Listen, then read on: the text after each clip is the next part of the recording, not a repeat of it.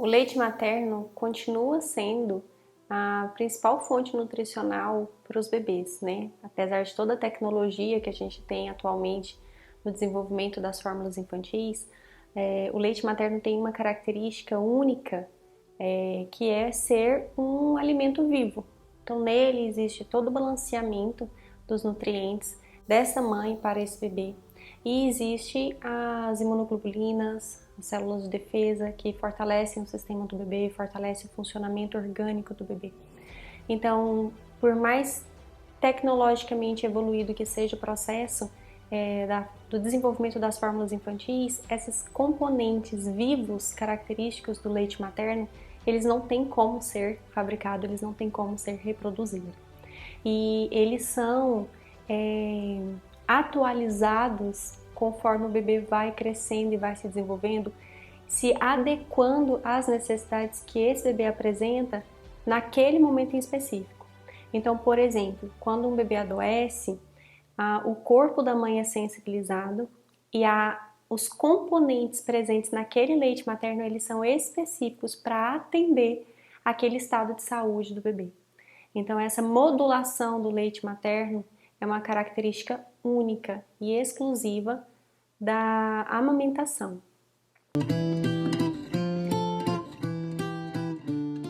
Meu nome é Marília, eu sou enfermeira obstetra da Luz de Candeeiro e nesse vídeo nós vamos falar sobre 5 mitos que envolvem o universo da amamentação, na intenção de fornecer informações de qualidade para que você encontre recursos para promover a sua amamentação. Se você se interessa por esse tema, assiste o vídeo até o final, dá o seu like e se inscreve no nosso canal para a gente continuar produzindo mais conteúdos para vocês. Primeiro mito que vamos falar: a amamentação é ou não é instintiva? A amamentação ela é um processo sociocultural. Então, a relação que a mulher tem com a comunidade e com a ideia de amamentar, ela influencia sim sobre as alternativas que ela procura, que ela recorre quando ela encontra um desafio. A intenção de trazer o bebê no peito, de iniciar a alimentação do bebê, ela pode sim ser intuitiva, mas a técnica de como segurar esse bebê, como oferecer essa mama, como identificar quando algo não está fluindo, ela é um processo aprendido socialmente, culturalmente. Quando essa mulher está inserida num contexto onde as irmãs, as primas, as amigas, a comunidade em si recorre à mamadeira, à fórmula infantil, à chupeta, como uma alternativa diante do primeiro desafio, é natural que ela tende a reproduzir esse comportamento.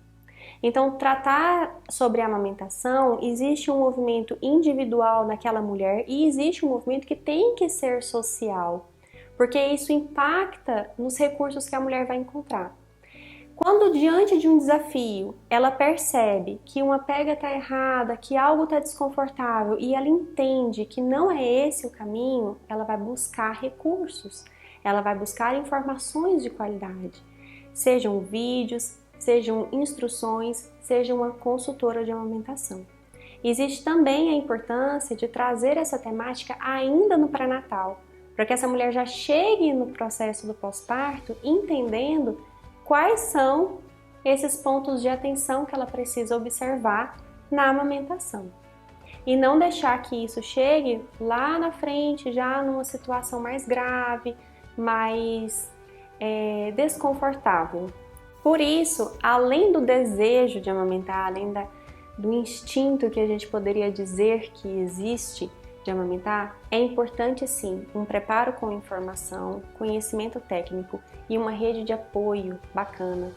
Então, a gente fala sobre a instrução com a mulher, mas o companheiro da mulher precisa participar, a mãe da mulher, se ela vai estar presente no pós-parto, ela precisa participar, aquela comunidade da mulher precisa participar dessas instruções, dessas informações, para que elas sejam essa rede de apoio e esse sustento na mulher no momento de fragilidade do pós-parto. Segundo mito, o discurso de que o leite é fraco. Quando é que essa fala começa a surgir? Quando às vezes a gente tem um bebê que está com ganho de peso aquém do esperado. Então, sugere-se que talvez esse bebê esteja ingerindo menos do que o que ele precisa. Não é por aí, não existe isso de leite fraco. Todo leite materno é produzido e composto com os nutrientes balanceados e perfeitos, adequados para aquele bebê. O que pode existir, sim, são dificuldades na amamentação que faz com que esse bebê não consiga mamar o que ele precisa, que pode estar relacionado a uma dificuldade de sucção do bebê, que pode estar relacionado a um processo da pega na mama, que pode estar relacionado a uma anatomia dessa mama que talvez tenha vivido uma experiência de cirurgias prévias mais invasivas. Então são processos que precisam ser individualizados, avaliados e para cada um desses casos uma intervenção adequada será indicada.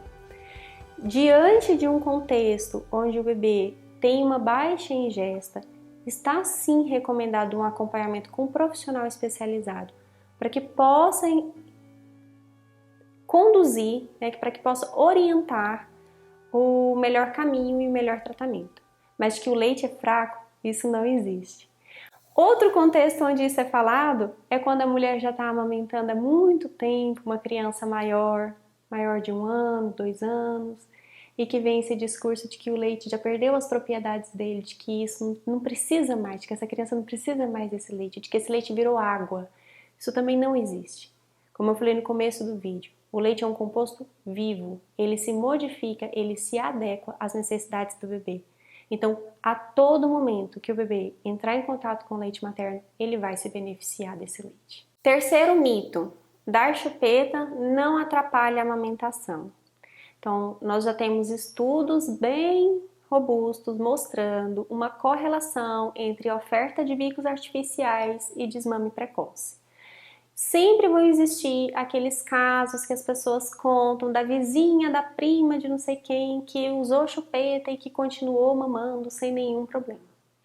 O que muitas vezes acontece nesses relatos que falam que não houve problema é que o problema ele se apresentou tardiamente, de tal forma que as pessoas não fizeram a correlação com a introdução da chupeta e o sucesso da amamentação.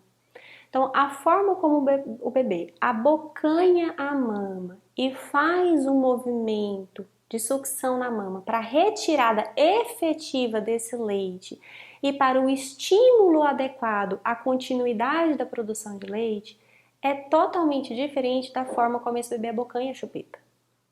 Então, quanto mais esse bebê abocanha a chupeta de uma forma diferente daquela necessária para o estímulo adequado na mama, mais a gente vai prejudicando essa sucção na mama.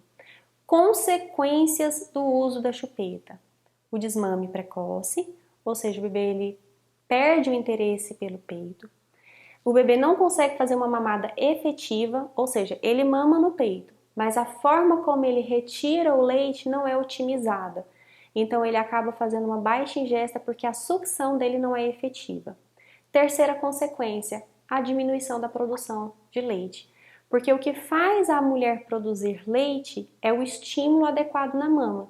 Se esse estímulo ele não é adequado, naturalmente essa produção vai caindo. E aí acaba acontecendo um desmame tardio e que às vezes as pessoas não correlacionam com a entrada do bico artificial. Então, para realmente proteger o sucesso da amamentação a curto e longo prazo, os bicos artificiais eles devem sim ser evitados. Quarto mito: intervalos fixos de amamentação. Então, não é bem assim. A amamentação ela deve funcionar em livre demanda, ou seja, a mulher deve trazer o bebê para mamar sempre que ele demonstrar o interesse e a busca.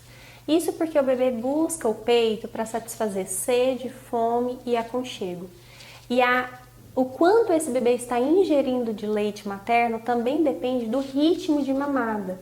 Então, às vezes o bebê vai ao peito e ele mama numa intensidade mais profunda e às vezes em 7 minutos ele se satisfaz. E em outros momentos esse bebê pode ir para o peito e mamar mais devagarzinho, com mais aconchego, e ele vai precisar de um tempo maior para se satisfazer. Então essa oferta do peito ela deve ser em livre demanda, tanto nos intervalos quanto no tempo de oferta, para garantir que o bebê receba todo o leite necessário e que ele se satisfaça nas suas necessidades de fome e sede. Importante trazer uma atenção de que essa recomendação da livre demanda, ela é relacionada àquele período onde o leite materno é a fonte nutricional do bebê. A partir do momento em que esse bebê começa a fazer a transição para a introdução alimentar e que ele começa a de fato ter uma nutrição através de outra fonte, que é a fonte dos alimentos, gradativamente a mulher pode começar a migrar o ritmo de mamada de acordo com aquilo que faz sentido para ela na dinâmica da vida, na dinâmica emocional. Evitando, claro, intervenções abruptas que possam fazer esse bebê ser cerceado das suas necessidades. Mas isso é para trazer também uma ideia de que a mulher, ela decide amamentar até 2 anos, ela precisa amamentar até 2 anos. Em livre demanda? Não. Mas ela pode amamentar em livre demanda? Pode, desde que isso faça sentido para ela. Importante entender até onde vai a necessidade do bebê e até onde vai a necessidade dessa mulher em adequar esse ritmo de acordo com a forma como a dinâmica da vida se apresenta. Quinto mito, quando diz que para voltar ao trabalho, a mulher precisa da fórmula infantil. Isso também não é verdade, né? Existe a alternativa dessa mulher fazer a ordenha do próprio leite, armazenar esse próprio leite e esse leite ser oferecido por um terceiro na ausência da mãe. Existem técnicas de oferta do leite materno que são seguras e que favorecem e protegem o aleitamento materno, sem o uso de bico artificial, através da colher dosadora e através do copinho. E um outro mito que me veio aqui é quando dizem que a mulher gestante não deve continuar amamentando, porque isso poderia ser um risco para a mulher gestante ou um risco para o bebê que está sendo gestado, ou ainda que esse leite da mulher grávida não seria apropriado para a criança. Então tudo isso é um mito. Não há nenhum problema a mulher seguir amamentando o filho mais velho quando ela se descobre grávida. Algumas mulheres demonstram sim alguns desconfortos característicos da gestação, como uma sensibilidade maior nas mamas, e ela pode ser livre para decidir seguir ou não amamentando, conforme, né, as sensações que ela vem com a nova gestação, mas não porque isso faria mal para ela, para o bebê ou para a criança mais velha, tá bom? Que as mulheres sejam livres e autônomas para escolherem seguir ou não amamentando os seus filhos.